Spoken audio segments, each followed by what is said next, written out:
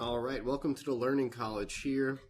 We are reading For My Legionaries by Codreanu, and we are now on Chapter 5, The Legion of Michael the Archangel. So, let's get started. You can find this and everything else at vnnforums.com. Faced by the situation mentioned above, I decided to go with neither side, not meaning to resign myself, but to organize the youth, assuming this responsibility according to my soul and brains, and to continue to fight, not to capitulate. In the midst of these troubles and times at the crossroads, I remembered the icon that protected us in the Vacaresti prison. We decided to close our ranks and pursue the fight under the protection of the same sacred icon. With this in mind, I brought it to our home in Iasi from the altar of the St. Spiridon Church, where it had been placed 3 years previously. The Vacaresti group agreed immediately to my plans. Several days later, I convoked in Iasi in my room on 20 Fourier Street for Friday, June 24, 1927, the Vacaresti group and the few students still with us. Several minutes before the meeting was to begin, I entered in a register the following order of the day. Quote, today, Friday, June 24, 1927, Feast of St. John the Baptist, at 10 o'clock in the evening is founded under my leadership, the Legion of Michael the Archangel. Let anyone who believes without reservation join our ranks. Let him who has doubts remain on the sidelines. I hereby nominate Radu Miranovici as leader of the guard of the icon. Unquote. The first meeting lasted 1 minute, only long enough for me to read the above order. After this, those present left in order to ponder whether they felt sufficiently determined and courageous to join an organization like this without a program other than the example of my life as a patriot up to then and that of my prison comrades. Even to the Vacaresti group, I had given time for reflection in search of their conscience for them to be sure whether they had any doubts or reservations, because once enrolled, they had to unhesitatingly keep on going for the rest of their lives. Our intimate feelings from which the Legion was born were these. It did not interest us whether we would triumph or be conquered, or whether we would die. Our purpose was different, to advance united, moving forward in a united front with the help of God and the Romanian people's justice, no matter what destiny awaited us, that of being vanquished or that of death. It would be a blessed one, and it would bear fruit of our people. Professor Nicolae Iorga once said, quote, there are defeats and deaths which can awaken a nation to life, just as there are triumphs of the kind which can put a nation to sleep. Unquote. During the same night, and entered into the same register, we edited a letter to Professor Cuza and one to Professor Sumlianu. At 10 o'clock the next morning, all of the Vacarestians got together and went to the house of Professor Cuza, 3 Codrescu Street. After so many years of battle and difficult trials, we were now going to see him, to take our farewell, and to ask him to release us from the vows we took. Professor Cuza received us in the same room in which he had stood for me 28 years earlier at my baptism. He was standing behind his desk, we in front. I read him the following letter. Quote, Sir, we are coming to you for the last time to say goodbye and to ask you to release us from all the vows we took. We can no longer follow you on the road you have taken, for we no longer believe in it. To march by your side without faith is impossible, because it was faith that nourished our enthusiasm in battle. Begging you to release us from our vows, we remain to fight alone in the best way our brains and hearts can guide us. Unquote. Professor Cuza then spoke to us in the following manner. Quote, my dear friends, I release you from your vows and advise you that, stepping into life on your own, do not make mistakes, because particularly in politics, mistakes are very costly. You have as an example the political errors of Patriot Carp, which had fatal consequences for him. On my part, I wish you the best in life. Unquote. Then he shook hands with all of us and we left. We thought it was correct on our part to proceed thus, and that this was the honorable way our dignity as fighters obliged us to take. From there we went to Professor Sulmianu on Solescu Street, reading to him the other letter written approximately in the same terms, in which we informed him and his statutories that we could not go along with them either, and we would carve for ourselves from now on our own path. Leaving him, we felt in our hearts how very much alone we were, alone as in a desert, and we were going to build our road in life through our own powers. We gathered even closer to the icon. The more difficulties that might assail us and the more our compatriots' blows might be showered heavily on our heads, the more we would seek the protection of St. Michael the Archangel and the shadow of his sword. He was no longer for us an image on an icon, but very much alive. There at the icon we took turns keeping watch, night and day, candle burning. Next section here, matter versus spirit. When we gathered together in the room at our home, the 5 of us, plus some 10 freshmen and sophomore students, and when we wanted to write several letters announcing our decision to Mr. Hirash Solomon and others, only then would we realize how poor we were, for all of us put together lacked even the money for envelopes and postage. Up to then, any time we needed money, we went to the older veterans and asked them for it, but now we had no one to turn to launch a political organization totally penniless. It was both a difficult thing to do and a daring one. In this century in which matter is all-powerful, in which no one starts anything, however small, without first asking himself, quote, how much money do I have, unquote, God wanted to prove that in the legionary struggle and victory, matter played no role. Through our daring gesture, we turned our backs on a mentality that dominated everything. We killed in ourselves a world in order to raise another high as the sky. The absolute rule of matter was overthrown so it could be replaced by the rule of spirit, of moral values. We were not denying, and never will deny, the existence, function, and necessity of matter in the world, but did deny and forever will deny the right of its absolute domination. In other words, we were striking a blow at a mentality which placed the golden calf in the center and as the main purpose of life. We realized that we were to go on this road of reversed relationship values between spirit and matter. We would have exhausted in us all courage, strength, faith, and hopes. During those first beginnings, we found the only moral strength in the unshaken faith alone, that placing ourselves in life's original harmony, matter's subordination to the spirit, we could subdue the adversities and be victorious over the satanic forces coalesced with the principle of destroying us. Now we're on the next section of this chapter titled Reason. It's only like a paragraph long. Another characteristic of our beginning, in addition to the lack of money, was a lack of a program. We had no program at all, and this fact will no doubt raise a big question mark. Whoever heard of a political organization lacking a program which stemmed from reason, from somebody's brains or those of several people? It was not those of us who thought alike that banded together, but those of us who felt alike. Not those among us who reasoned in the same way, but those who had the same moral, emotional, spiritual construction. This was a signal that the statue of another goddess, reason, was to be smashed. That which mankind raised against God, we, not intending to throw away or despise, should put in her proper place, in the service of God and of life's meaning. If then we had neither money nor a program, we had instead God in our souls, and he inspired us with the invincible power of faith. Now we're on the next section here titled Against Treachery. Our birth was greeted with a hurricane of hate and ridicule. The two camps of the League, Kuzists and Statutories, broke relations with us.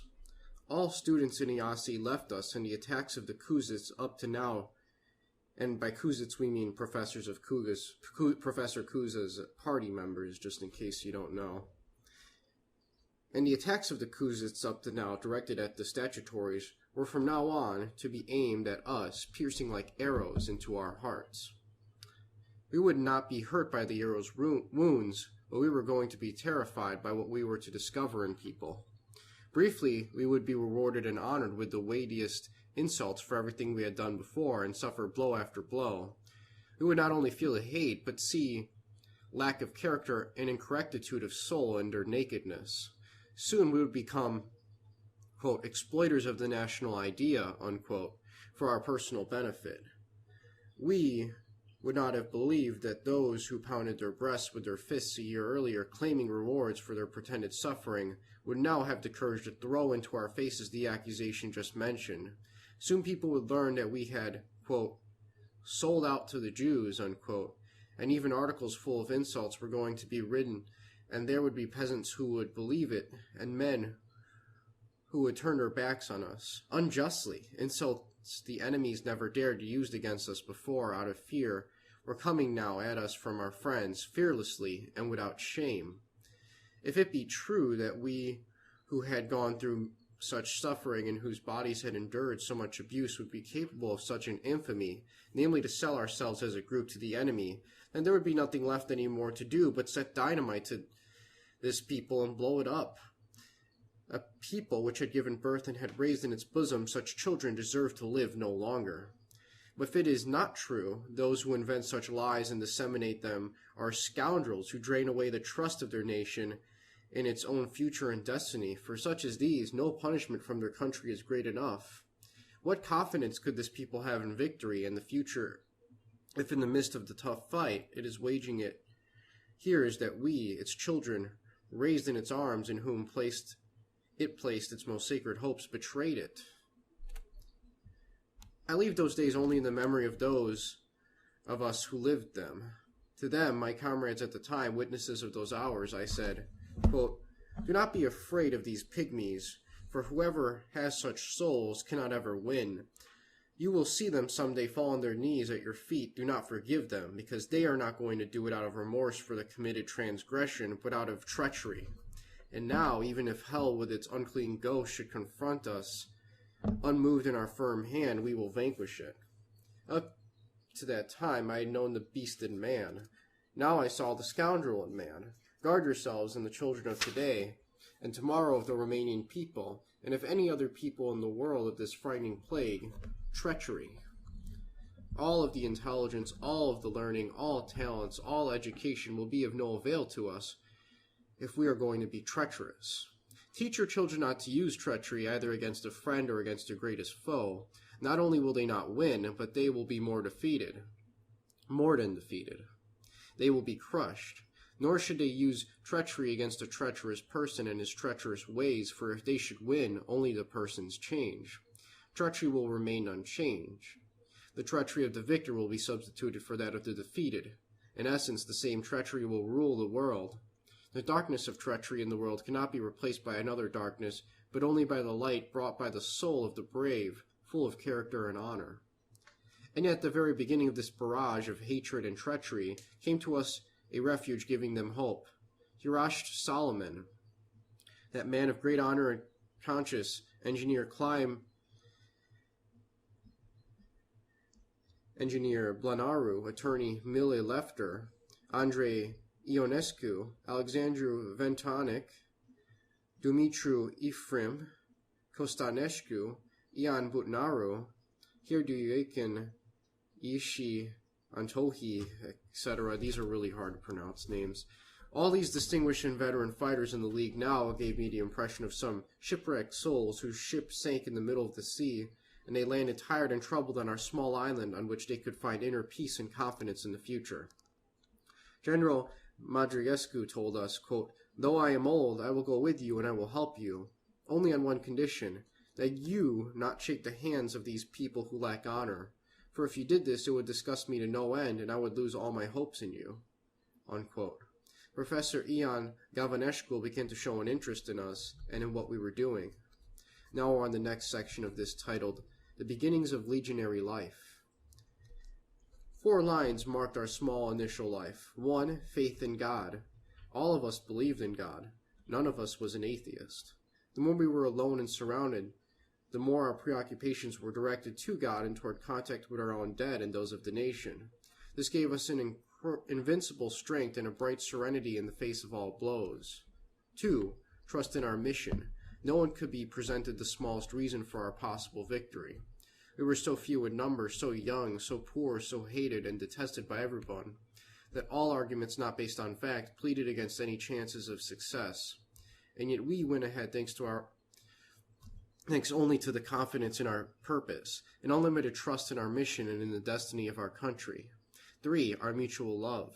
Some of us had known one another for some time, having formed close friendships, but others were youngsters, freshmen or sophomore in college, whom we had never met. From the very first days, an ambience of affection between us all was established as if we were of the same family and had known each other since childhood.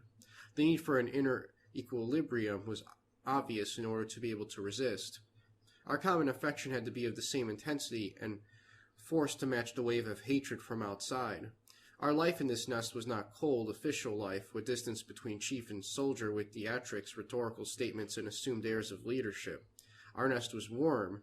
Relations between us were absolutely casual. One did not come in as into a cold barracks, but as into his own house, among his own family. And one did not come here just to take orders, but one found here a ray of love, an hour of spiritual quiet, a word of encouragement, relief, help, in misfortune or need. The legionary was not asked so much for discipline in the sense of barracks discipline, as for propriety, faith, devotion, and zeal for work. 4. The song. Probably because we had not started out on the road of reason by setting up programs, contradictory discussions, philosophical argumentations, lectures, our only possibility of expressing our inner feelings was through singing. We sang those songs in which our feelings found satisfaction. Quote, "There, high up on a black rock," unquote, Stefan the Great's song, the melody of which it was said had remained unchanged from his time to this, from generation to generation. It is said that at the sound of this melody, Stefan the Great triumphantly entered his fort at Suceava 500 years ago. When we were singing it, we felt alive with those times of Romanian greatness and glory. We sank 500 years back into history and lived there for a few moments in touch with Stefan the Great and his soldiers and archers. Quote, "Like a globe of gold," unquote, the song of Michael the Brave, Avram Yanku's song, quote, "Let the bugle sound again," unquote, the march of the Military School of Infantry in 1917, quote, "Arise, Romanians," unquote, written by Iustin Hilescu and Iustrate, which we proclaimed as the Legion's hymn. To be able to sing, one has to be in a certain state of spirit and inner harmony. A person bent on robbing somebody cannot sing, nor can one who is about to commit some other wrong, nor he whose soul is consumed by envy and hate of his comrade, nor he whose soul is devoid of faith. That is why you, legionaries of today and tomorrow, any time you feel the need to orient yourselves in the legionary spirit, you must return to these 4 lines of our beginning, which constitute the basis of our movement. The song will be a guide to you.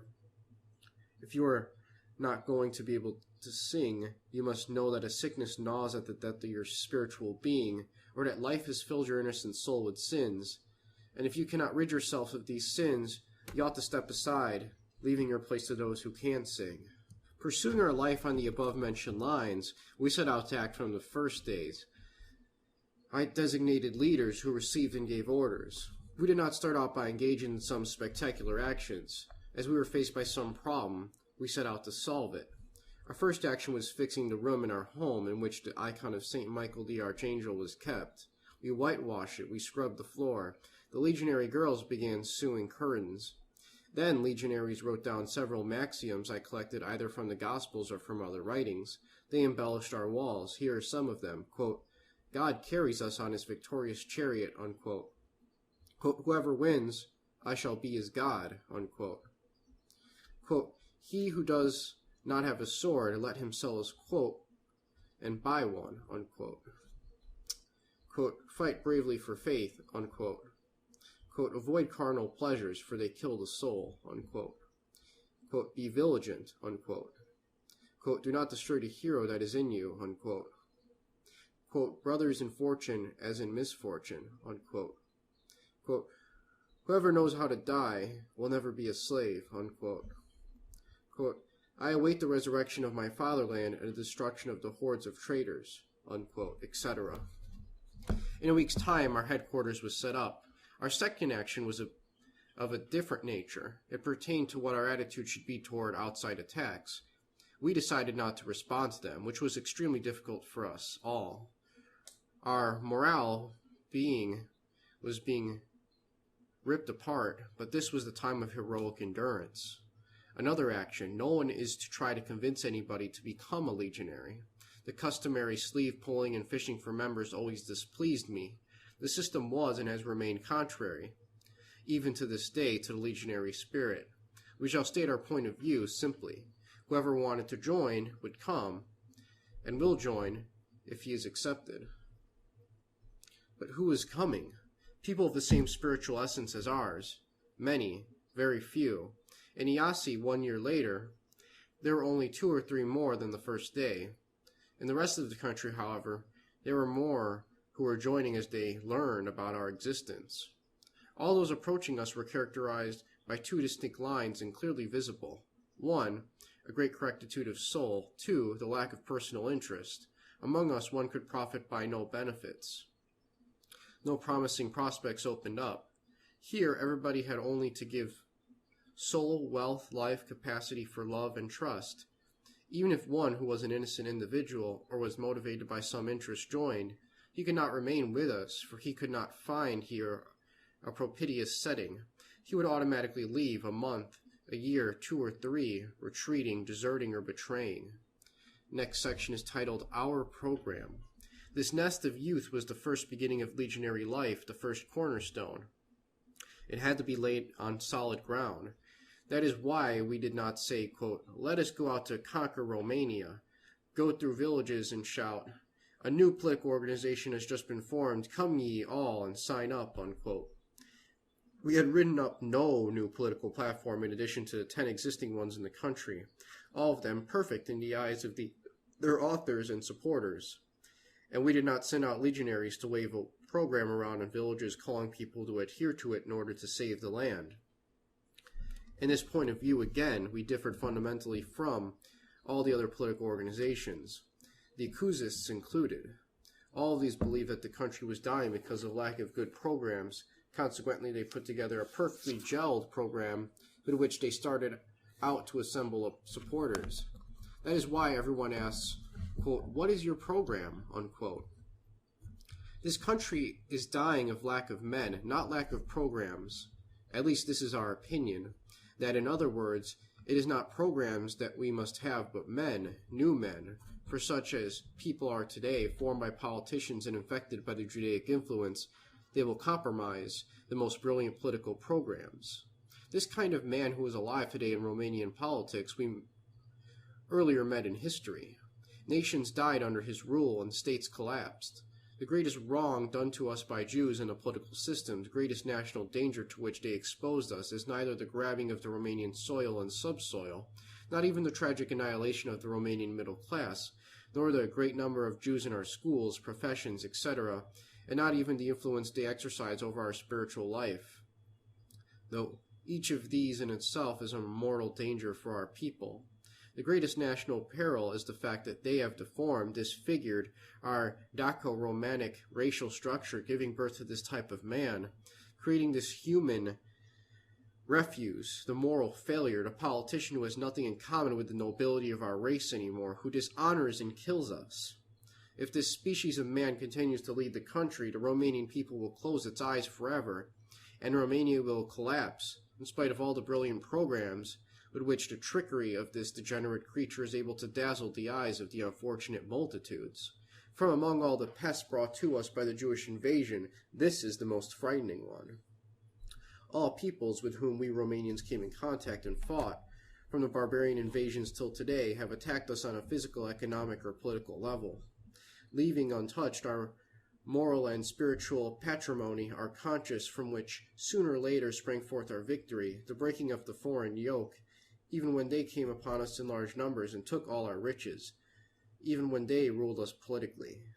Now for the first time in our history, Romanians face a people which attack us not with a sword, but with weapons that are specific to the Judaic race, with which they strike and paralyze first the moral instinct of peoples, then systematically spread all sorts of moral sickness, thus to destroy any possibilities of reacting.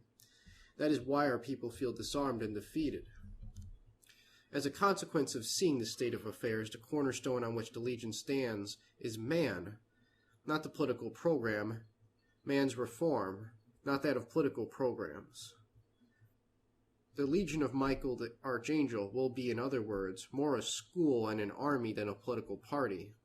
In these critical times, the Romanian nation has no need of a great politician, as many wrongly believe, but of a great educator and leader who can defeat the powers of evil and crush the clique of evildoers.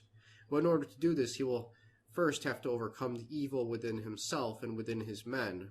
From this legionary school, a new man will have to emerge, a man with heroic qualities, a giant of our history to do battle and win over all the enemies of our fatherland, his battle and victory having to extend even beyond the material world into the realm of invisible enemies and powers of evil. everything that our mind can imagine more beautiful spiritually, everything that the proudest that our race can produce, greater, more just, more powerful, wiser, purer, more diligent, and more heroic. This is what the Legionary School must give us. A man in whom all the possibilities of human grandeur that are implanted by God in the blood of our people be developed to the maximum. This hero, the product of legionary education, will also know how to elaborate programs, will also know how to solve the Jewish problem, will also know how to organize the state well, will also know how to convince the other Romanians, and if not, he will know how to win, for that is why he is a hero. This hero, this legionary of bravery, labor, and justice, with the powers God implanted in his soul, will lead our fatherland on the road of its glory. A new political party, be it even a Kuzist one, at best can give us a new government and a new administration. A Romanian school, however, can give this country a great type of Romanian. It can produce something great we never had before, which could break in two our whole history, to lay foundations for the beginning of a different Romanian history, to which this people is entitled.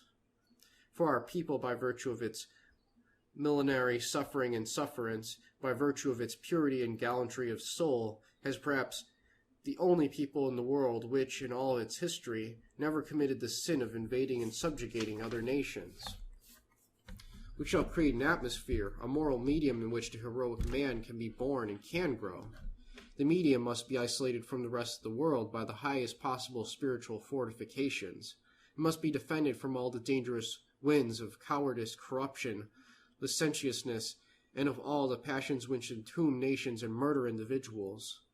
Once the legionary will have developed in such a milieu, i.e., in the nest, work camp, in the legionary organization and family, he shall be sent into the world to live, in order to learn how to be correct, to fight, in order to learn to be brave and strong, to work, in order to be diligent and love all those who work, to suffer, in order to steel himself, to sacrifice in order to get accustomed to overcoming his selfish interests, serving the fatherland. No matter where he goes, he will create a new milieu of an identical nature. He will be an example. He will turn others into legionaries, and people in search of better days will follow him. The newly arrived will have to live by and respect the same norms of legionary life. All of them together in the same army will make a force which will fight and will win. This is what the Legion of Michael the Archangel is to be. Now we're on the next section here titled Aspects of Romanian Public Life. In what follows, I present the general aspect of our public life in the midst of which and against which the Legion of Michael the Archangel was forming. The Averescu government had fallen about a month before. On July 7, 1927, the Liberals came to power. They staged new elections and, as usual, the government had the majority. Nevertheless, the administration had to overcome by any means the great popular current supporting the National Peasant Party. The poor masses of the Romanian people ran from party to party, from promise to promise, attaching their sincerest hopes with their centuries-long confidence to each party in turn, but ending up cheated and dejected, all hopes shattered. And this will continue to be so until they finally understand someday that they had fallen into the hands of robber gangs set on profit and loot. There were three large parties, Liberal, Averescan, and National Peasant, and several smaller ones. Fundamentally, there was no distinction between them other than differences of form and personal interests. The same thing in different shapes. They did not even have the justification of differing opinions. Their only real motivation was the religion of personal interest, with any desideratum and superior interests of the country left out. That is why the spectacle of political fights was disgusting. The chase after money, personal situations, wealth and pleasures, loot, gave these fights an aspect of merciless hostility. Political parties appeared as real organized bands that hated and fought each other for the booty. Only a struggle for the fatherland, or for an ideal that surpasses personal interest, egoism, or lust, is calm, decent, noble, without blind unleashing of passions. One can put enthusiasm into it, but not base and blind passion. The hatred and baseness involved in these fights is sufficient proof that they were not waged in the realm of lofty and sacred ideals or based on principles, but in the sorry debt of the most shameless personal interests. The politicians' world unfolds in luxury and scandalous partying and the most disgusting immorality, riding on the back of an increasingly demoralized country. Who is to devote any attention to its needs? These politicians with their families and their agents need money for partying and entertaining their political clientele, for purchasing votes and human consciences. One by one, they in bands descend upon the country to despoil her. This, in the last analysis, is what their governing amounts to. They drain dry the budgets of the state, the prefectures, the city halls. They attach themselves like ticks to the boards of directors of all enterprises from the sweat and blood of the exhausted worker. They are included in the councils of the Jewish bankers from whom they collect honoraria of more millions as the price for betraying their country. They originate scandalous business deals which stun their countrymen. Corruption spreads in public life like a plague, from the most humble servant up to the cabinet ministers. They sell themselves to any and all. Anyone with money can buy off these monsters, and through them the whole country. That is why when they squeezed country can no longer give them money, they yield up to consortia of alien bankers one by one, the riches of our land, and thus give away our national independence. A real plethora of men of business spreads over the whole of Romania, who do not work or produce anything but suck the sap of the country. Such are the exploits of the politicians. Misery, demoralization, and despair spread among the lower level. Scores of thousands of children die, mowed down by illness and hunger, weakening thus the people's power of resistance in the fight it wages against organized Jewish people, which is supported by the alienated politicians and defended by the entire state apparatus. The few honest politicians, several scores perhaps, maybe even party leaders, are not able to do anything anymore.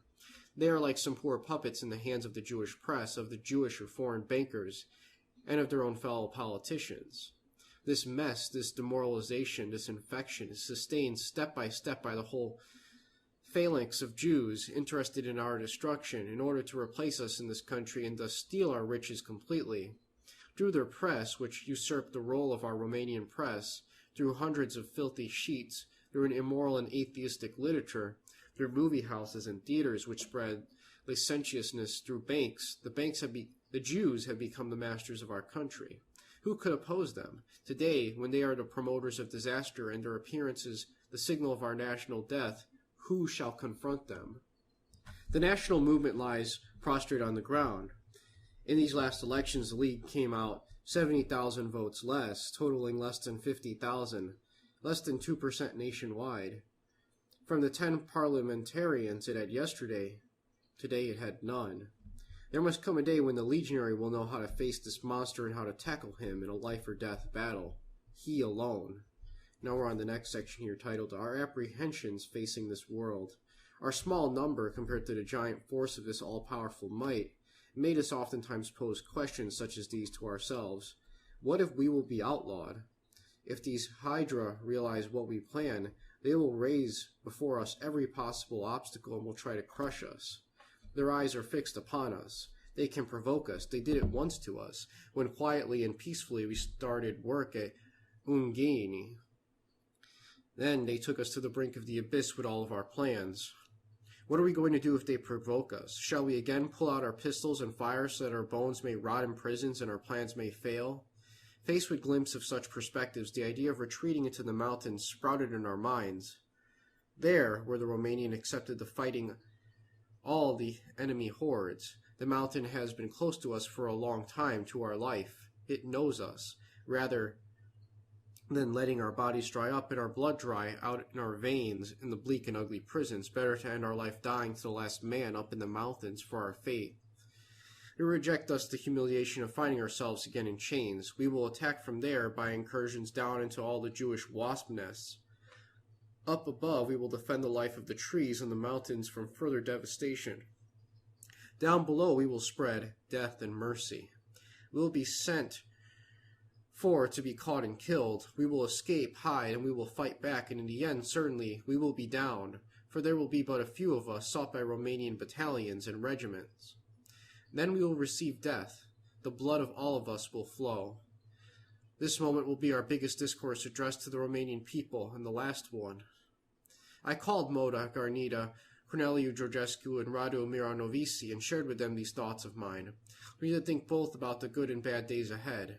We had to have solutions and be prepared for anything. Nothing ought to surprise us. We will follow the path of the country's laws, not provoking anyone, avoiding all provocations, not answering any provocation. But when we are no longer able to suffer, or when insurmountable obstacles are placed before us, our road must be toward the mountains. It is not advisable to try a rebellion of the masses, for in this day they would be decimated by cannon, and this would result in spreading only misfortune and sorrow. On the contrary, we must work alone in limited numbers and only in our own responsibility. They all agreed. Quote, "It cannot be," unquote, they said, quote, "that our blood, the blood of 20 youth, would not redeem the sins of this nation. It cannot be that this sacrifice of ours will not be understood by Romanians, that it would not make their souls and consciences tremble, and that this will not constitute a starting point, a point of resurrection for Romanians," unquote. Our death in this fashion could eventually bring this people more good than all the frustrated endeavors of our lifetime, nor will the politicians who will kill us go unpunished. There are others among our ranks who will avenge us. Not being able to win while alive, we will win by dying. After that, we lived with the thought of determination of dying. We had the sure solution for victory, come what might. It gave us peace and strength. It will make us smile in the face of any enemy and attempt to destroy us. Now we're on the next section here titled The Stages of the Legion's Development. Pamitul Strachomisk, which means the ancestral land. We were born on June 24th, 1927. Several days later, we occupied our headquarters. Now we felt we should have our own publication in order to enlarge our field of influence, formulated in the norms of our life, and through it direct the movement. What should we call it? The new generation was suggested. I did not like it. It sounded like a definition. It distinguished us from another generation from which will not do. The ancestral land. Let this be its name. This title keeps us tied to our country's earth in which our ancestors rest, the land which must be defended. It plunges us deep into undefined realms. It will be more than a name. It will be a constant call to battle, the appeal to bravery, the stirring up of the warlike qualities of our race. Moreover, in addition to those qualities mentioned several pages back, the title underscores another structural trait of the legionary's soul, bravery, without which a man is incomplete. For if a man is only just, correct, devoted, faithful, diligent, etc., but lacks heroic qualities which would enable him to fight unscrupulous, dishonest, and incorrect enemies, he would perish at their hands. Here we were now, with the axis of our movement already fixed, one end rooted in the earth of our fatherland, the other in the heavens, the ancestral land, and Michael the Archangel. But a paper cost money of which we had none. What are we going to do? We decided to write Father Moda, asking him to print it for us on credit in the old printing shop of the Liberty in Orasti. He accepted. He would print our paper, and we would pay him from subscriptions and sales. The Ancestral Land No. 1 was published on August 1st, 1927 in a magazine format as a bi-monthly, having in the center of the cover the icon of St. Michael the Archangel. On the icon's left were reproduced the following words from St. Michael the Archangel's icon on the Church of Coronation in Alba Iulia, quote, "Toward the unclean hearts who come into the most pure house of the Lord, I mercilessly point my sword," unquote. And on the right, a stanza from Kosbuk's poem, quote, "Decibel to his people," quote, "We were descended from the gods. We still owe death. Whether one dies young or a stooped old man is just the same, but is not the same to die, a lion or a dog in chains," unquote. Underneath, the map of Romania, which showed in darkened spots the extent of Jewish invasion. Now we're on the next section here titled The Contents of the First Issue. The leading article entitled The Ancestral Land delves into the situation of the national movement following the conflict within the League and endeavors to explain our position. It ends with the entreaty, quote, "Face to our enemy," or, quote, "Face to the enemy," unquote. It is signed by Corneliu Codreanu, Ian Moda, Ili Garnida, Corneliu Codreanu and Radu Miranovici. The second article is signed by me, quote, "It is your honor, come," unquote, a continuation of the same line of thought covered in the first article. The third one was signed by Ion Sava, a young talented fighter who took part in many a battle of the student movement, who attached himself to us, but had not become a legionary. It's titled, quote, "The Results of the Elections," unquote. There follows a brief panegyric on the occasion of King Ferdinand's death, who had passed away a few days before. Above his picture, bordered in black, appeared a title, quote, "Our King has died," unquote. Then followed Moda's article, which I reproduce here in part, titled "By the Icon." Quote, "It is from the icon and the altar that we started. Then we wandered for a while, carried away by human waves. And we reached no shores despite the purity of our impulses. Now, with heavy hearts, dispersed, torn, we gather in shelter, to our only warmth and consolidation, strength and comfort, the giver of power, at the feet of Jesus Christ on the threshold of the heavens, blinding brilliancy at the icon. We have not been engaged in politics for not even one single day in our lives ever. We have a religion. We are the slaves of a faith. We consume ourselves in its fire and totally subjected to it, serve it to the limit of our strength. There is no defeat and disarming for ourselves, for the power whose tools we want to be is eternally invincible. We cannot, for the time being, discuss in detail the causes of the old league's downfall. Let it only be said that, in these moments of new creation, we want to clearly and decidedly state, in order to imprint the character of the new system being born, light of light, unquote. Then the article then continues, giving some insights into the new organization, ending with an expression of fate and victory. Extract from an article of Corneliu Codreanu titled "Light the Torch of Faith." Quote, "Ancient chronicles tell us of old the gods had sent down a difficult trial of ancient Hellas for her sin. From the wastelands of Asia, large armies many hundredfold stronger than the Greeks swooped down like a tempest on the country's plains, ravaging her fields, demolishing her cities, devastating her temples, and shattering her armies, which, though valiant, were too small in number to put up a successful opposition. Meeting no further resistance, the victorious Medes penetrated into the heart of Greece at Delphi, the location of Apollo's most famous temple. The temple priests were trembling with fright that soon an enemy would be able to desecrate the sacred temple. The grand priest alone was not afraid. Full of confidence in divine power, he turned to his fellow priests and said, 'Do not fear. God has no need of armies. He himself will defend us.' And the grand priest and all the others set out to pray, and their prayer accomplished miracles. As soon as the confident armies of the Persians approached within a stone's throw of the temple, Mount Parnassus shook and rolled rocks down its slopes with a deafening thunder over the enemy, crushing him. The lightning, coming down as if from nowhere, completed their ruin, so that from the grand army of but a moment earlier, hardly a few remained to tell of this heavenly miracle. Fighters, light anew in your souls the torch of fate, that victory shall and triumph shall be ours," unquote. Then follows a letter of Radu Miranovici to one of his brothers in the village back home. Knowing him to be discouraged, he tells him, quote, "Certainly we can be sad and grieved, but there is one right we do not have, that of losing our courage and laying down our weapon," unquote. After which he explains to him the disunity in the League and the founding of the Legion. Thus, quote, "Our house that we built with our own sweat, which was our shelter, has burned down. Only some smoke-blackened walls remain as a painful reminder of the little old house. What do you want us to do now? Rebel against God?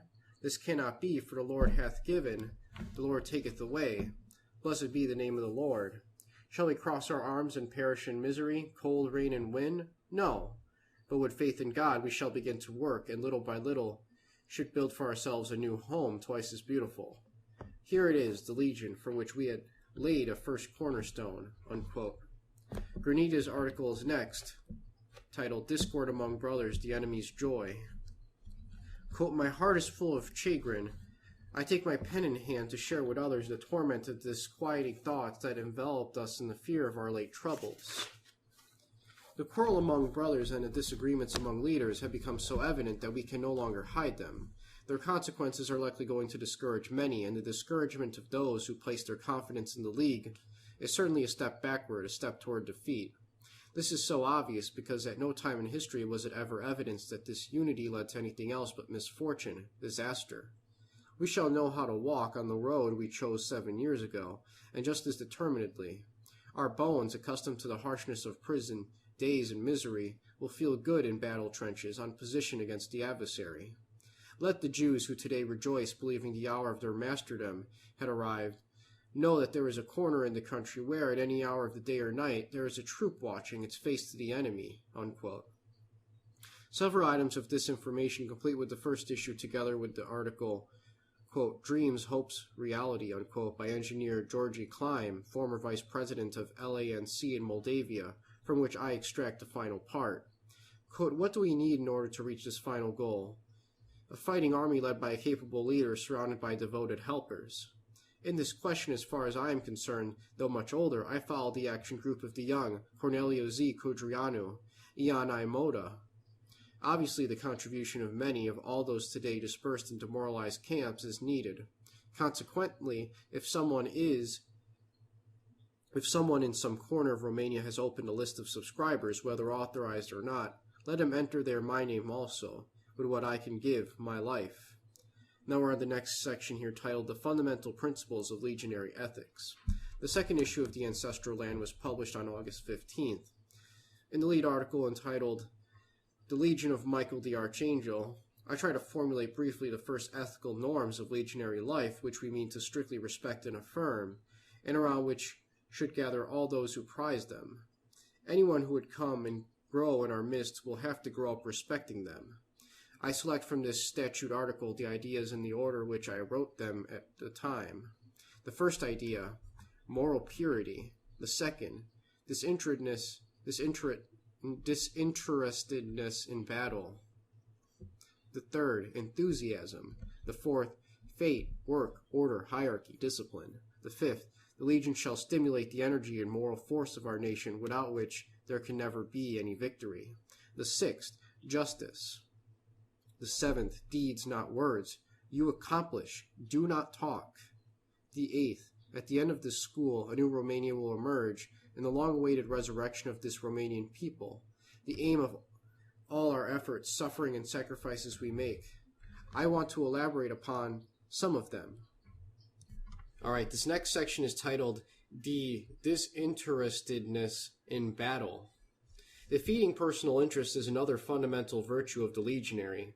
This is in total opposition to the politician's position, whose single motive of acting and fighting is his personal interest alone, with its degenerate byproducts greed for enrichment, luxury, debauchery, or arrogance.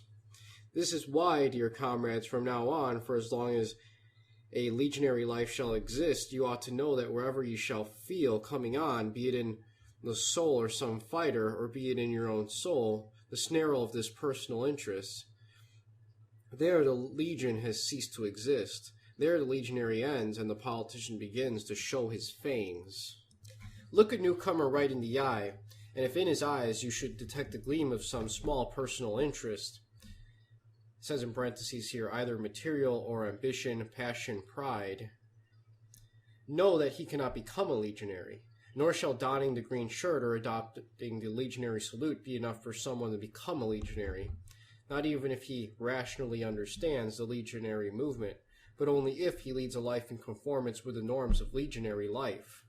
For the Legion is not only a logical system, a chaining of arguments, it is a living faith, just as someone is not a Christian if he knows and understands the gospel, but only if he conforms to the norms of life espoused in it, if he lives the gospel.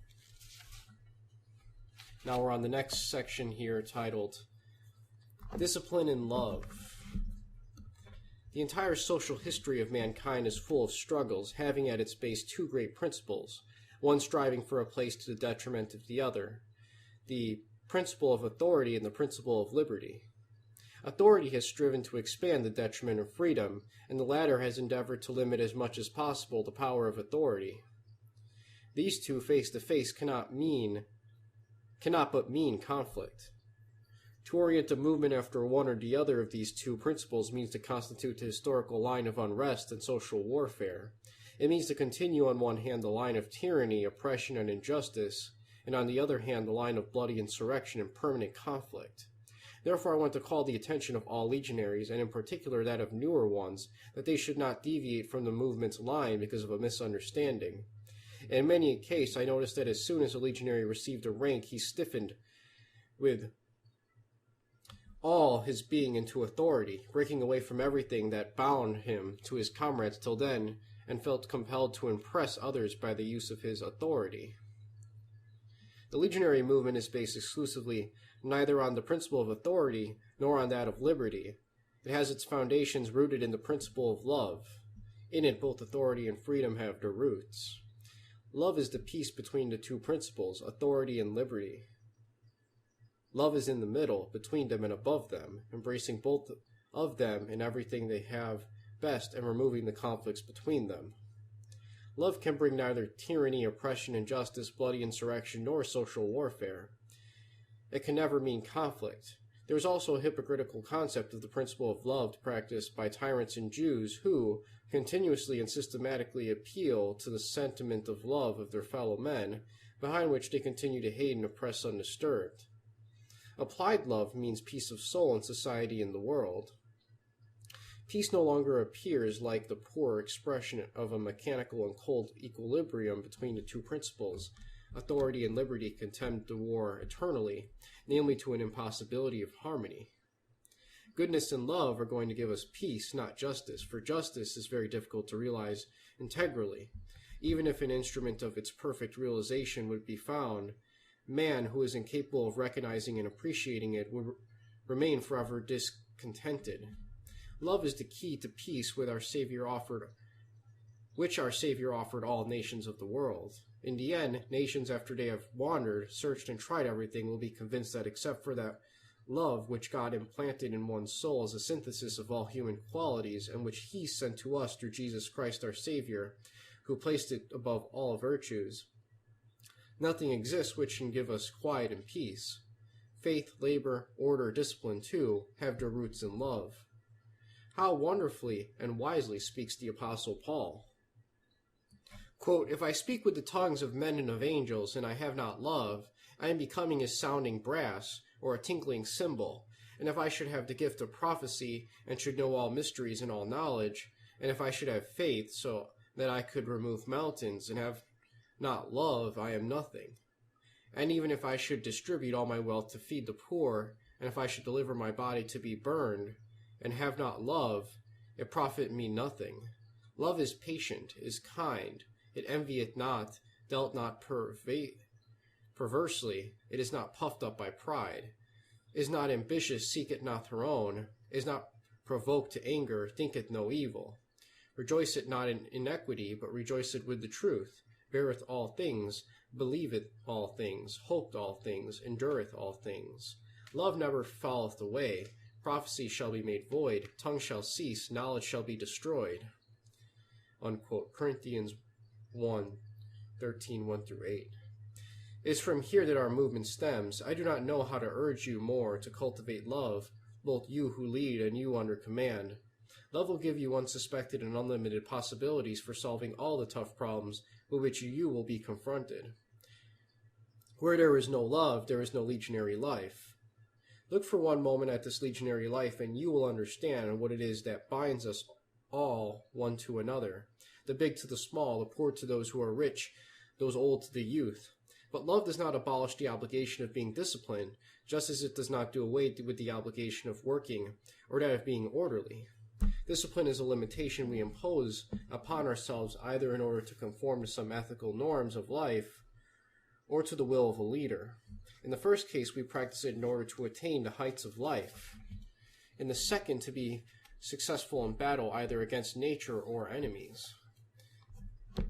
Though 100 men may love each other like brothers, it is possible that, faced with need for some action, they may each have a different opinion. 100 opinions will never win. Love alone will never make them win. Discipline is needed. In order to win, all of them must adopt a single position, a single opinion, that of the one among them who is most experienced, their leader. Discipline is the guarantee of success, for it ensures the unity of effort. There are difficulties that only a united entire people, obeying a single command, can overcome. Who is the imbecile who in such an eventuality would refuse to join the rest of his people, when they, as one, will heed the same command under the pretense that discipline would wound his personality? In such cases, when your country is threatened and when the nature of things urges you to endanger life and limb, to break up your family, to risk the future of your children, to renounce everything you own on this earth in order to save your fatherland, it is at least ridiculous for one to talk of his personality being hurt. Discipline cannot be attained except by sacrifice. Then the submission to discipline is the smallest of all sacrifices a man can make for the victory of his nation. If discipline is a renunciation, a sacrifice, it does not humiliate anyone, for any sacrifice ennobles one, does not demean him. As our people has to overcome tremendous difficulties, every Romanian should joyously accept the education of discipline and be thus aware of his contribution to the victory of tomorrow.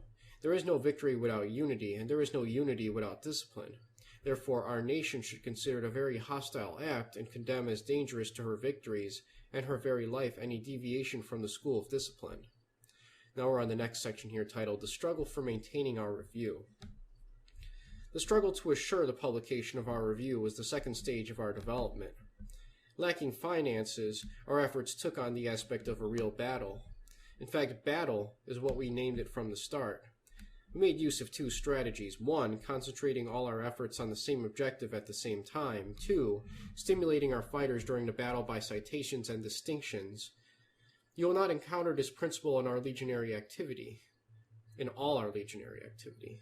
It embodies the following advantages. A, the rapid accomplishment of the desired purpose. B, the education of united action and of the disciplined effort of all workers. C, the awakening to the consciousness of their own powers, confidence in themselves and in their own powers. The memory of economic defeats, particularly the unsuccessful endeavors, threw the Romanian people into resignation, lack of initiative, and loss of confidence. We shall have to weaken his confidence in himself by substituting the painful memories with a tradition of success in his endeavors. And finally, by stimulating our fighters, we shall be able to attain a screening of the zealous, of an elite cadre of fighters. We launched an appeal in our review addressed to all our friends to go on the offensive between September 1st and October 15th, in order that together we might get as large a number of new subscribers as possible. As a result of this appeal, a real ant-like campaign got underway in which one and all took active part. Youth, old folks, peasants, intellectuals, some brought in as many as 45 subscriptions. The outcome of this first battle was printed in November 1st, 1927 issue. Here's what I wrote at the time. Quote, at 6 o'clock in the evening on October 15th, the number of subscribers reached 2,586. Legion thanks all those who labored for its first victory, unquote. All those who participated in this battle were mentioned in that issue. First of all, we gave thanks to Father Moda, who extended to us favorable publicity through the Liberty, which is a publication. I give again here the names of all as they were printed in The Ancestral Land. Some of them did not become legionaries, and some are no longer with us, having died in legionary fate. And I give their names here because they were believers from the start. They are listed in the order in which they had distinguished themselves. Mother Pamphilia Koliak, Octav Negut, Ariamandret Ananasi Popescu, Hieromona Ieshi Antohi, Mihail Tanashi, Victor Silagi, Ian Bordeo, Router Miranovici, Captain Tushel, Konstantin Elunio, Engrosu, Ian Minodora, Grigori Balaki, and this goes on for there's literally probably 20 more names. You get the idea. These people fought bravely. I'm not trying to demean them, but this is just it's not that useful for an audiobook. So let's continue past these countless names here. 8 years later, we established that from the 59 who took part in the first legionary battle, 4 had left us incapable of understanding us. In fact, they even attacked us. 8, after 1 or 2 years, gave no sign of life whatsoever. 22 received the highest ranks, becoming legionary commanders commander aides, or legionary senators. 7 became legionaries, men of unshakable faith, defying all persecutions. 18 remained our friends, helping us to the present day. As a result of this battle, publication of The Ancestral Land was assured for 1 year. Now we're on the next section here. Other names encountered in the first issues of our review. Okay, so this is like another 20 to 30 to 40, possibly even 40 names just being named just in succession. I'm not going to do that because it's going to bore the hell out of everybody here, and these are very hard names. So assume I just read 20 to 30 names, and now I'm going to continue. I cite these names, mentioned often in the paper, not in order to satisfy the reader's curiosity, but because the people who helped us, particularly in our first tough hours, must always be remembered. Some of these have died, while some have turned into fighters, braving all the persecutions to this day. I hasten to list them now because I may not again have the opportunity to do so in the course of this book. Now we're on the next section here titled, Our Action is Seen from the Outside. From the very first hour, we had the benefit of the Judeo-Masonic politicians' hatred, but there were also people who received us into their hearts like a ray of hope. Here are several letters from leaders which were printed in the first issue of The Ancestral Land. Quote, I shall not endeavor to express at great length my joy on the appearance of the review. I welcome it with our greeting of old, may God help them. Nor shall I delve into these lines of the recent events, but I say, onward, always forward, you, the new men. Long live the troop of Michael the Archangel. May the band of the wicked be swallowed by Beelzebub's darkness. St. Michael the Archangel will have to strike unhesitatingly and mercilessly. Such is the aim set forth in the page of The Ancestral Land. Neither Satan nor his servants can answer the Archangel's call, nor should they imagine they can fool anyone by disguise. Traitors deserve a stiffer punishment than enemies. Show no indulgence to anyone, for nobody lacks the maturity to judge, which is the decisive hour. I close my lines by wishing to see victory, 1 hour sooner the great victory, unquote, and that's by Colonel Blezu. And I think this is just, at this point, this is just a collection of letters being sent here for this section of the chapter. So I'm going to read the next letters here. It says, quote, the bright sun of the swastika has not failed us this time either to pull us out of chaos. It gave us the beneficent light for our salvation, the Legion of Michael, the Archangel. From now on, the Romanian soul is again warned by the fate that this holy movement shall not perish. The national idea will call us to duty. Those who will not understand us shall fall by the wayside. I am on your side, unquote. And that's by M.I. Lefter, attorney, president of the LANC for Galati. And we got another letter here that says, quote, you are the hopes of our future days. We place our future and that of our children at your feet. All of us wait impatiently to see yours a powerful organization, and we are anxious to join the fight. And when I tell you that I am not telling just what I myself feel, but what I see in many others, unquote. And that's by Cian Paduraru, country accountant, Ruptura. Now we got another letter here, quote, I see and I feel Romanian hearts again being reborn. I do not only hope now that the victory will be ours, I am sure of it, unquote. Ian Bania, student in Verpar. And then we have another letter here, quote, it is my duty as a Christian student, I feel, to send my congratulations and those of my friends in the Jules Plains for the determination and energy you show in the struggle just begun, unquote. Il Stanescu, and this is another student. We, quote, we, the Romanians of the village of Volcani, workers in the Petrosani Co., carry even today in Greater Romania the yoke placed upon us by the company's functionaries, for all of them are aliens. Quote, I, Augustin Igna, contracted tuberculosis. Miner by profession, I can no longer work in the mine, for the polluted air hurts me. I forwarded a petition co-signed by the doctor requesting work of a lighter nature outside, not down under, because there I would end my days in a few weeks. It was turned down. I now appeal to you for help, for I have no one to turn to, unquote. And that's by Igna Augustin. Now we have another quote. Please stop sending me your review. My name is Accente Poner, Miner, Cartesiu de Sus, because I do not have enough money to pay it even for 3 months, and I hate to send it back. And now let me explain to you why I do not have the money. It is fall here, and everybody enjoys it because it is harvest time. That is, everybody but us miners, for we lack the clothing and the shoes that the oncoming winter demands, and our children must be sent to school. The little we save out of our bitter bread we must spend on these needs, unquote. Exente ponar, another miner. And we got another quote here. Quote, "Dear and beloved children of our people, though I approach the sunset of my life, a new ray of hope penetrates my soul for the resurrection of our dear country. Seeing your pure and holy movement, the Legion of Michael the Archangel, the great celestial prince, I feel very much saddened that I will not live long enough to see the flowering of our people and to enjoy the labored yield wetted by the cold sweat and maybe the blood of those martyrs destined by God, who are and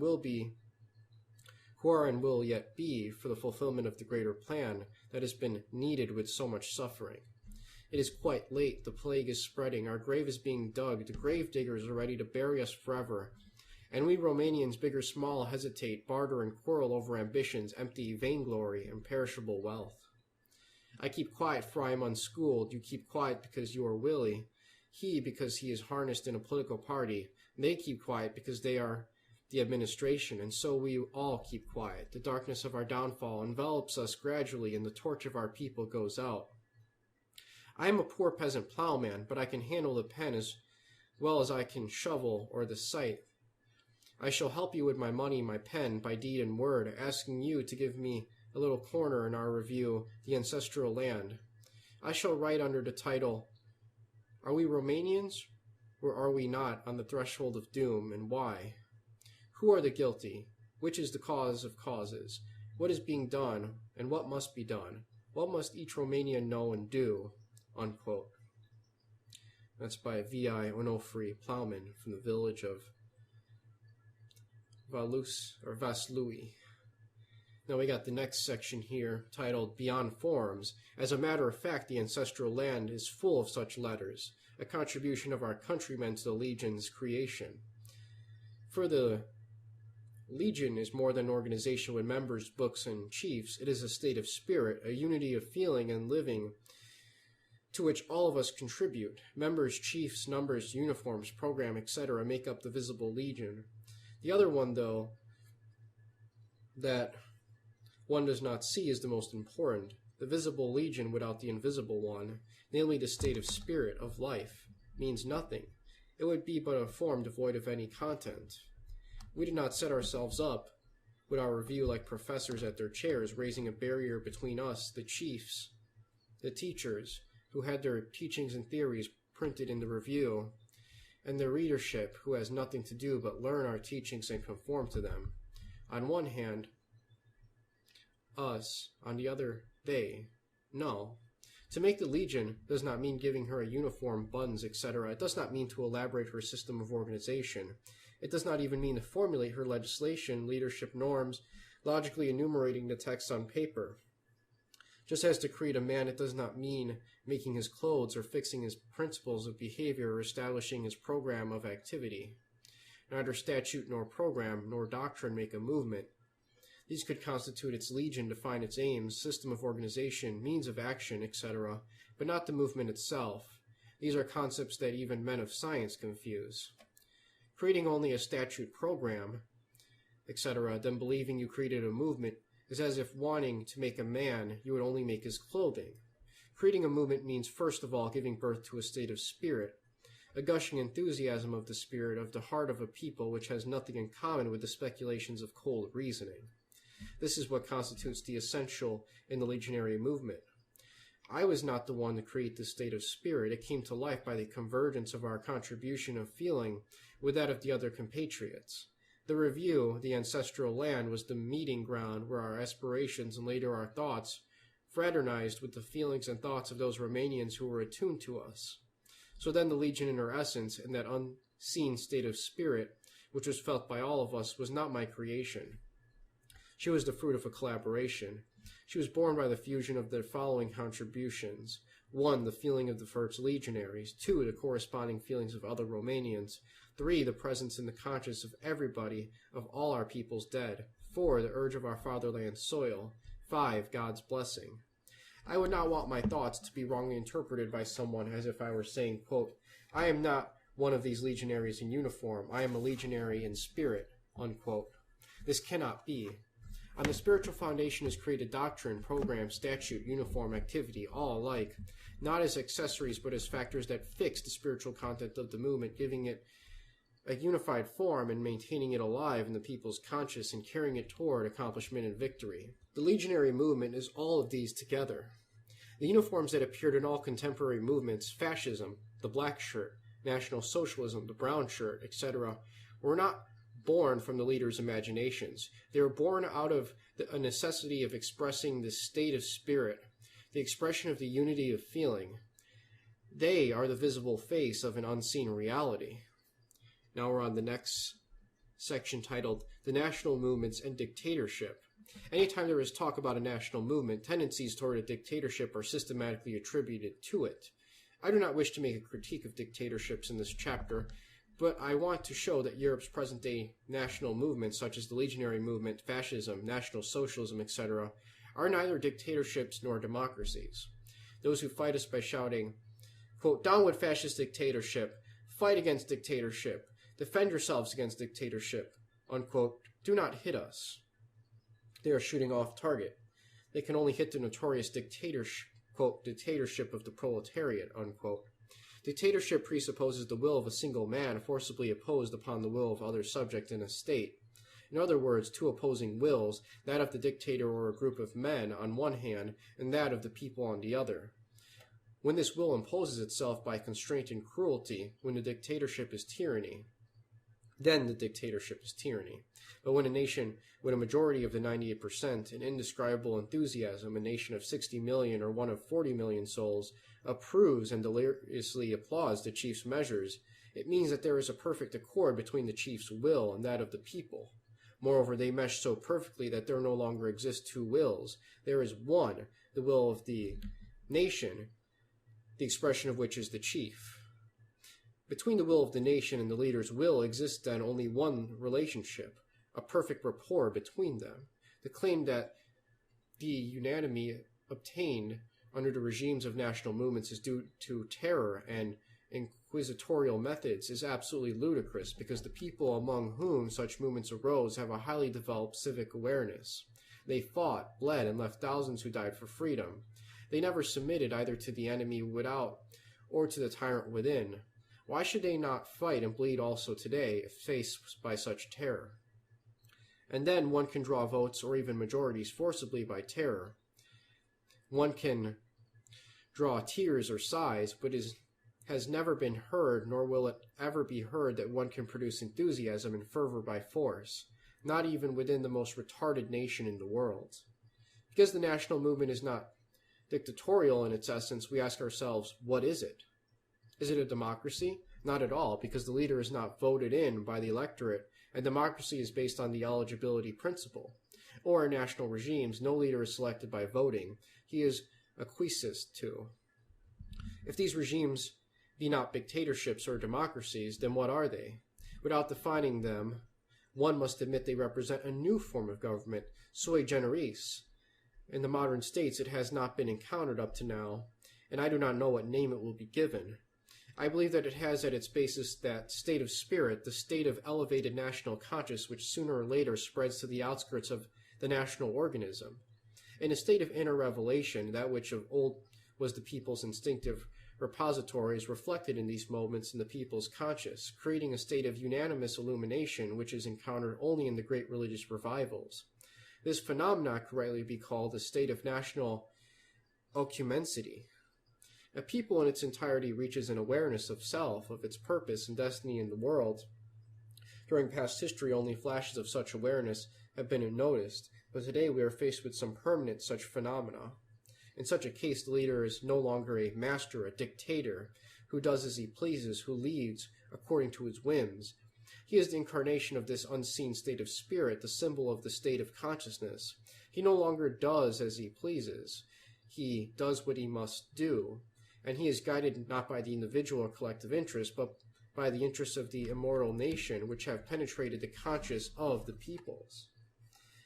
It is only within the framework of these interests, and only in the framework that personal and collective interests find their maximum of moral satisfaction.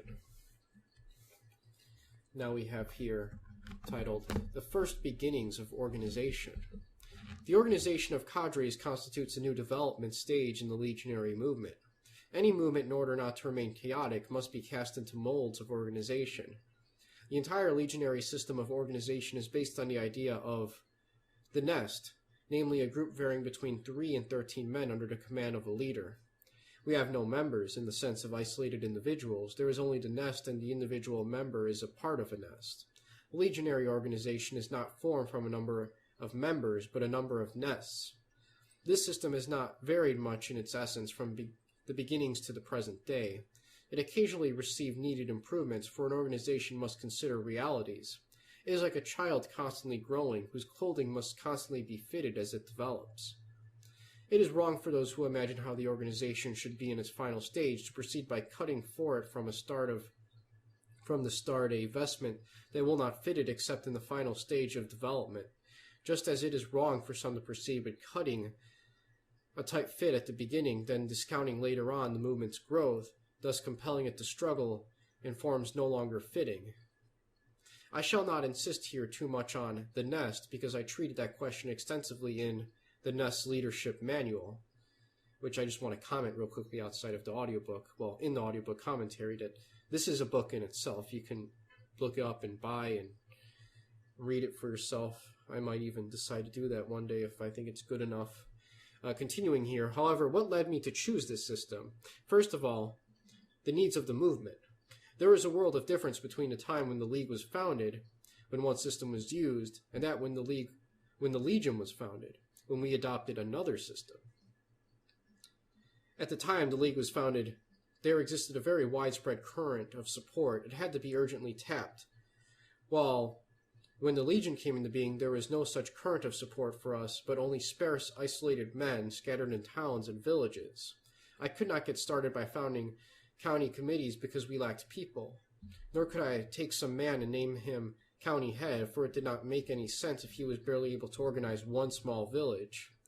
The leader of a movement must take reality into account in greatest earnestness. My basic reality was the single man, a poor peasant in some village crying, an unfortunate sick working man, an uprooted intellectual. And then I gave each of these the opportunity to gather around him a group, according to his abilities, with himself as a leader. That was the nest with its leader. It was not I naming him the nest leader, it was the merits that put him there. He did not become a leader because I wanted him to be one, but only if he could gather a group, inspire it, and lead it. In time, in contrast to all other parties where chiefs are often nominated on the basis of gifts, I succeeded in having a corps of small leaders born, not made, in whom leaders' traits were obvious. That is why the leader of a legionary nest is a reality on which one can depend. The network of these nest leaders forms the whole skeleton of the legionary movement. The pillar of the legionary organization is the nest leader. When these nests multiply, they are grouped under village, district, county, provincial demands. How did I acquire leaders over the larger units? I nominated no leader for village, district, or county. I told them, quote, conquer and organize, and as much as you can organize, you will be chief over, unquote. I just confirmed them leaders in the positions to which their power, qualities, and aptitudes elevated them. We started with the nest leader, and progressively he grew to village leader, district, the town and county leader, and only in 1934, that is 7 years later, to the regional leader. The nest system also presents the following advantages. A, it puts to work the entire membership of a movement. In the other parties, where there are committees and members by village or county, it is only several committee members who work. The rest, 1,000, 2,000, 10,000 are inactive. In our system, thanks to the wide initiative that nest leaders have within prescribed norms, and thanks to the obligation of each nest to write as a glorious page as possible in its record, as there are no separate members as such outside the nest, everybody, absolutely every single legionary, works. B, solves all local problems. There are a host of items which a single man is unable to cope with and a whole organization is too large to look into them. Example, the digging of a small well in a village, the repairing of a little bridge, etc. A single man cannot do these by himself. An organization cannot busy itself with them. The nest, however, of 6, 8, or 10 men is most suitable unit to execute them. C. The nest is easily changeable from a fighting unit into a working one, or vice versa. D. It creates a large number of cadres, consequently developing men specialized in the art of leading. E. The effect of a defection or a betrayal remains localized. F. Finally, the nest is the best place for one to receive his legionary education. That is because men of the same age meet there, men of identical comprehensiveness and of like spiritual constitution. There, all are friends. A man who could not confess his troubles bare his soul before a youngster, either because of embarrassment or because he is reluctant to make him aware too early of the difficulties and worries of life. Here in the nest among friends, he can do it, just as he can take a reprimand or even a punishment. The nest is a small legionary family having love as its foundation. In the Nest Leader's Manual, I lay down the 6 laws by which this family should be guided. This family should not be governed according to the leader's whim. This would be dictatorship, but by laws. 1. The law of discipline. Legionary, be disciplined, for only thus you can win. Follow your leader through thick and thin. 2. The law of work. Work every day. Put your heart into it. Let your reward be, not gain, but the satisfaction that you have laid another brick to the building of the Legion and the flourishing of Romania. 3. The law of silence. Speak little. Say only what you must. Speak only when necessary. Your oratory should be deeds, not words. You accomplish, let others talk. 4. Law of education. You must become another person, a hero, and the nest become completely educated. Get to know the Legion well. 5. The law of reciprocal help. Help your brother who fell into misfortune. Do not abandon him. 6. The law of honor. Go along only on the paths of honor. Fight and never be a coward. Leave the path of infamy to others. Better to fall in an honorable fight than win by infamy. But I want to emphasize once again, dear legionaries, and I call your attention to an essential thing. The meeting of a nest is incomplete if a cold atmosphere prevails. Quote, what have we accomplished? What else is there to be accomplished? Let us do this or that. Goodbye. Unquote. Give free rein to your souls. Reserve for them a place in the meeting. Proceed with warmth. Give everyone the chance to open up his heart, unload his difficulties, anxieties, worries with which life has burdened him. Let him share his joys. Let your nest be a place of consolation and of sharing joys. A nest meeting is successful when a man returns home after unloading there the burdens of his soul and is full of faith in his people. If in the Nest Leader's Manual I have not sufficiently stressed this point, I do it now. Also in connection with the activity of education in the nest, I reproduce from the Nest Leader Manual point 54, prayer as a decisive element for victory, appeal to our ancestors. Quote, the Legionaries believes in God and prays for the victory of the Legion. It should not be forgotten that we are here on this earth by God's will and the blessing of the Christian Church. Before the altars of our churches, the entire Romanian nation on this earth has assembled, times without number, in periods of flight and persecution, women and children and old people, aware that that is the last possible place of refuge, and today, too, we are ready to assemble. We, the Romanian people, round the altars as in former times of great danger, and to kneel to receive God's blessing. Wars were won by those who knew how to summon the mysterious powers of the unforeseen world from above and to ensure their help. These mysterious powers are the souls of the dead, the souls of our ancestors who were once attached to this land, to our furrows, and who died in defense of this land, and who today also are attached to it by the memory of their life here, and through us their children, grandchildren, and great-grandchildren, but of all the souls of the dead stands God. When these powers are summoned, they come to our aid and encourage us to give us strength of will and everything necessary to help us achieve victory. They introduce panic and terror into the hearts of the enemy and paralyze their actions. In the last analysis, victory does not depend on material preparation, on the material strength of the belligerents, but on their capacity to ensure the support of the spiritual powers. This is the explanation in our history of miraculous victories, even when our material weapons were decidedly inferior. How can we make sure that we have the support of these forces? 1, by the justness and morality of your action, and 2, by appealing fervently and insistently to those powers. Invoke them, attract them by the strength of your soul, and they will come.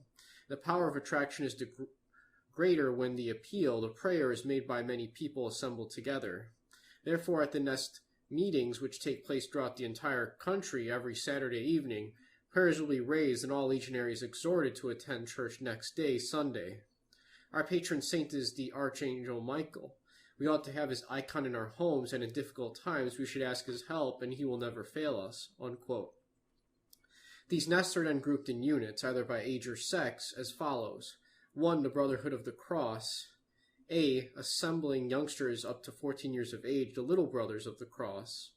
B. Assembling young men between 14 and 19 years of age, the Brothers of the Cross. 2. The Legionaries in the Making. 3. The Sworn-in Legionaries. 4. The Citadels, grouping girls and married women, or by administrative criteria, village, town, county, and their respective leaders who guide their activity, thus assuring unity. All these matters were treated extensively in the Nest Leader's Manual. The system of nests could have a disadvantage. It would seem that it breaks, grinding down by fragmentation and movement to unity. But this is only an apparent threat, for it is removed by the mutual love and the large dose of discipline which is poured into legionary education. Now we're on the next section of this chapter here, titled The Vow of the First Legionaries. November 8th, 1927, the feast of St. Michael's and Gabriel, the archangels, were approaching. That day we were to take our first vow. We searched and found a symbol which could be a faithful expression of the character of our movement, of our union with the earth of our ancestors, our dead in the heavens. We collected a small quantity of earth from all the glorious spots of Romanian history for 2,000 years back, which we then mixed well. Small leather sacks were then filled with it and tightly tied with laces. These were to be received by legionaries upon taking the vow, and were to be worn close to their hearts. Here is a description of this solemnity reproduced from the number 8th, November 1927 issue of The Ancestral Land. Quote, "On the morning of the 8th November 1927, all the legionaries in Iasi met in our headquarters, and several others who took the trouble to come from other places. Few in number, but strong through our unflinching faith in God and confident of His aid, strong in our decision and stubborn obstinacy to remain unflinching in the face of any storm, strong in our complete detachment from everything earthly, a fact which can be seen from our desire, our pleasure to bravely break away from the material things and serve the cause of the Romanian nation and the cross. This was the state of spirit of those who were impatiently waiting the hour to take their vow, so as to joyfully form the Legion's first wave of assault. And everyone can be sure that no other attitude is possible when in our midst, clothed in white, as in the hour of wrath, were united Ion Moda, Ili Garnida, Radu Miranovici, Corneliu Codreanu, those who from prison to prison had carried the whole weight of the nationalist movement on their shoulders for the last 5 years. The prayer, at 10 o'clock, we all set off for the church of St. Spiridon, dressed in national costume with kekula, which means pelt cap made of curly lamb, and the swastika over our hearts, marching in columns. There, great ruler of Moldavia, of Michael the Brave, of Mircea Ion Voda, of Horia, Kloska, and Crisen, Avram Iancu, Domul Tudor, King Ferdinand, and for the memory of all rulers and warriors who fell on the fields of battle in defense of the Romanian land against enemies invaders. The solemnity of taking the vow. We returned to our home, marching and singing this legion's hymn. There the touching solemnity of the vow made by the first legionaries took place. The ancestral land. This solemnity began by mixing the earth brought from the tomb of Michael the Brave from Turda with that from Moldavia, from Razboeni, where Stefan the Great fought his greatest battle, and from every other place where our ancestors' blood was soaked by the earth in ferocious battles, thus blessing it. When the packets of earth were opened, and before they were emptied out onto the table, the letters were read of those who had brought or sent them." Unquote. The following took their vow. Oh, so we have a bunch of names here.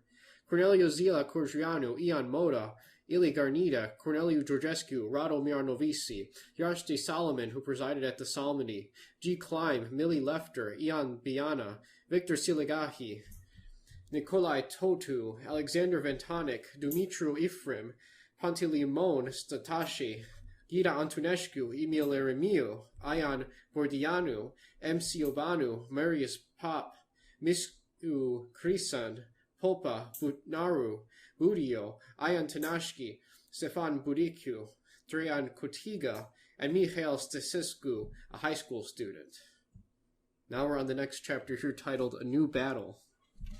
In December 1st, 1927 issue of The Ancestral Land, we opened a new drive to seek funds for the purchase of a light panel truck to use in our travels.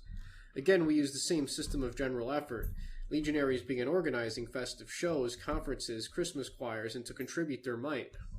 The Vrancana Brotherhood of the Cross, Foksani, distinguished itself by collecting the sum of 50,000 li as a result of a festive show sponsored by General Rakridescu. It was at that time that I changed its name of Vrancia to Brotherhood of the Cross, under which it is known to this day. On February 19, 1928, that is in 10 weeks, this drive was successful. We bought a new panel truck in Bucharest for 240,000 li, in which we had put down 100,000 li. The balance of 140,000 li to be paid in 12 monthly installments. We left Bucharest for Iasi with Stefan Nicolaou driving the Doe, which was their name that they gave to their first panel truck, as the boys baptized her, and Biana, Vordianu, and Miranovici. The legionaries and our friends expected us at the edge of the city, and we were welcomed upon our arrival amidst general joy.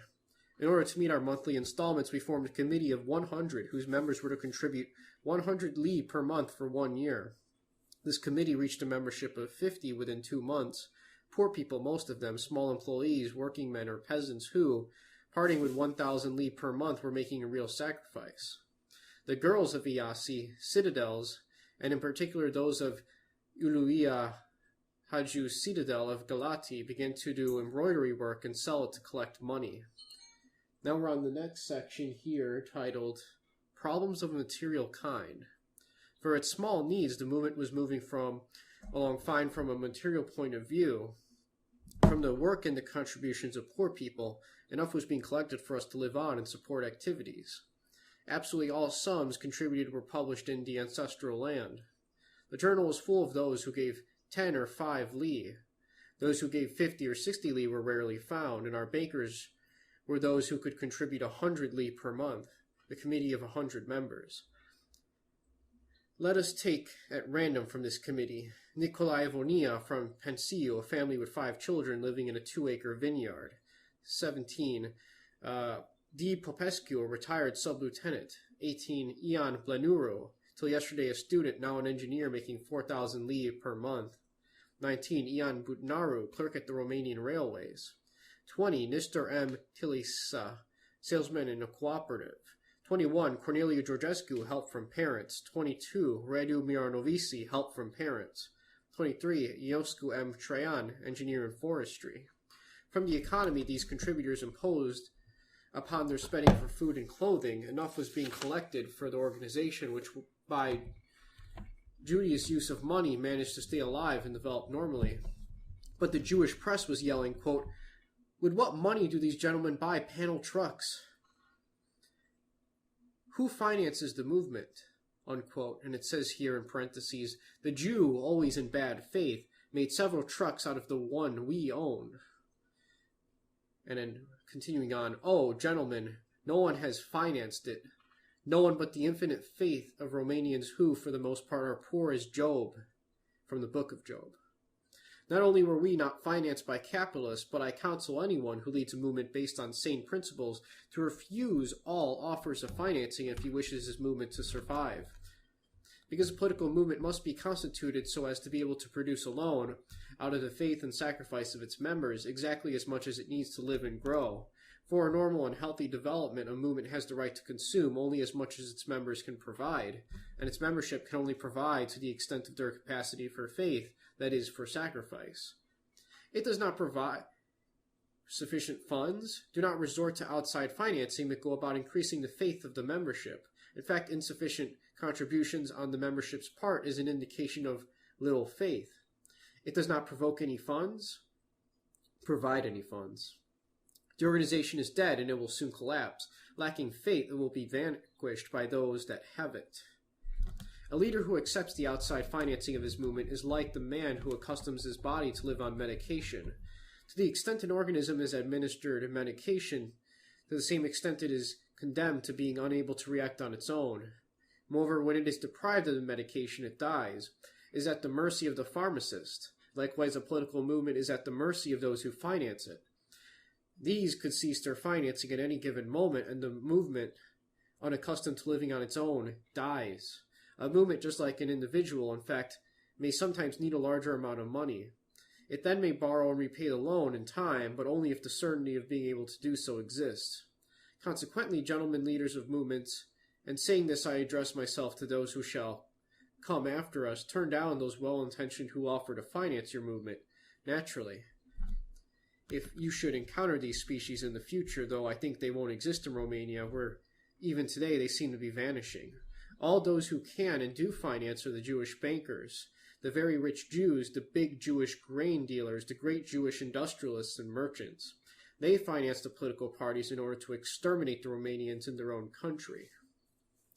Pretty soon there will be no one to engage in financing. This word reeks of banker, of prey, of injustice and indecency. No one, neither Romanians nor, least of all, Jews. For this caste of bankers and tycoons, of businessmen enriched as a result of business coups, these birds of prey who greedily stalk human society are going to be exterminated.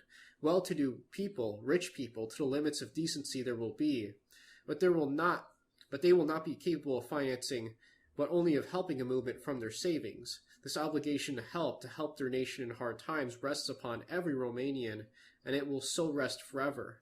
And such aid is and always will be welcome.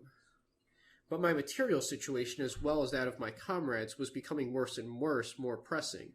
I had become the burden of my poor father-in-law, who, not counting me, from his small salary, could hardly feed and clothe his 5 children. With my wife, we occupied one room, while the other 7 members of the family shared the other 2 rooms. Understanding my predicament, thanks to his great love for me and the Romanian cause, he never said a word to me, though I saw as time passed that he was bending ever more under the weight of difficulties. Then we decided I would devote full time to the movement, and Moda, with the other 3 comrades of Vacaresti prison, would set up a law practice to make their living as well as to help me. They would commence shortly, but they would meet with tremendous hardships. I looked back, registered in the university 10 years later. We had fought side by side with all student classes as they came along, and by all of them had found placements, creating for themselves a small situation by which they managed to live. Only we remained alone on the fringes of society, like some madmen lost in the middle of the world's ways. Although capable lawyers, my comrades would be able to eke out but a meager existence. They could not be hired by the railways, City Hall, or the state. Such places are reserved for those who desert the ranks of our national movement and cross over to the political parties, an encouragement to those lacking character. The honor of our lives dictated that they take no Jewish case to defend. Romanians would shun them. It would be only the poor who would come into their offices. The road was tough for us, we being ostracized in our own country and thus placed in the position where it was next to impossible to make a living. So now we're on the next section here, titled The Summer of 1928. We're on page 254, and chapter ends at 258, so we are very close to done here. The entire winter we spent in organizing nests. Spring saw the resumption of work in the Ungini brickyard and garden of Miss Gika. We worked in these 2 places making bricks and raising vegetables. We wanted to build ourselves another home, for we were not sure we could stay in the old one because a lawsuit was initiated to evict us. In this hard work we became closer to one another, feeling ever closer to those who work with their hands and ever more distant from those who live by the labor of others. This work was completing our education more than the lectures of some university professor. There we learned how to overcome hardships. We steeled our will, we strained our bodies, and became accustomed to a tough and severe way of life in which no pleasure found place save that of spiritual satisfaction. It was then that the Brotherhood of the Cross, from Galati to Toku, Savin, Kostia, came to help, as well as other brotherhoods. Rado Miarnovici learned to drive our panel truck very well, and helped by Iremiu, carried paying passengers between Niasi, Varatek, Agapia, and Neamt monasteries. Yet because of the summer, which is always poor, I had to seek a loan from the Albina Bank of Husi, mortgaging my father's house for 110,000 lei, which I divided, part for the brickyard, part for the panel truck's monthly installments, and part for legionary publications. Unable to repay this loan even to this day, my indebtedness reached the sum of 300,000 lei. During that summer, we also entered the field of commerce in order to make some money for the Legion. The Jews have control over the vegetable marketing in nearly all markets in Moldavia. 3 teams of legionary students were charged with marketing vegetables. These teams were buying merchandise on the Asi market, loading 600 to 800 pounds onto the panel truck, and then descending like a plague upon the Jews, lowering prices to half. August 1st, 1928 was the first anniversary of our review's publication. Here is what I wrote then. Quote, on August 1st, the ancestral land celebrates 1 year of regular publication. This is not much. Several days ago, between 13 and 30 July, the town of Carcassonne, a fort in France, celebrated 2,000 years of existence. It may be that the Legion, too, will have 2,000 years ahead of us, but the hardest of those is the first year when one has to break virgin soil to plow the first furrow. During these early days, a lot of difficulties came upon us, but our journal, sometimes richer, sometimes poorer, yet always great, stood firm, overcoming them. When a year ago, starting penniless in the most critical moment of our national movement, we placed St. Michael the Archangel's icon on the cover, we knew that our review would survive, unquote. Now we're on the next section here, titled Fighting Misery. Towards fall, personal material difficulties became oppressive. We no longer had any decent shoes or clothing. My wife was wearing 4-year-old shoes. We could no longer expect anything from my father because there were 6 other children besides myself, all in schools, and the fights he fought left him overwhelmed with debts. Only several thousand lei were left out of his salary to feed and clothe a large family. I then gathered all my strength and decided that I, too, would commence law practice, intending at the same time to lead the movement. I opened my office in Ungini, working together with my secretary, Ernest Comanescu. As a result, I was able to realize a small, very small income with which I managed to take care of our needs and the few modest indulgences of our lives. 6 years had passed since we had limited our existence to only the strict necessities of life. For 6 years I had not entered a theater, movie, beer hall, ballroom, or gone to a party. And now as I write, it has been 14 years since I have been to any of them. I do not regret it. What I do regret is that after a life of such restrictions, some individuals have accused me of leading a leisurely existence.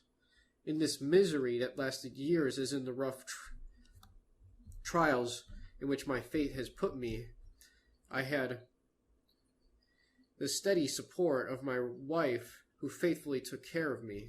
She shared my numerous blows, experienced privations, and endured even hunger in order to help me fight on.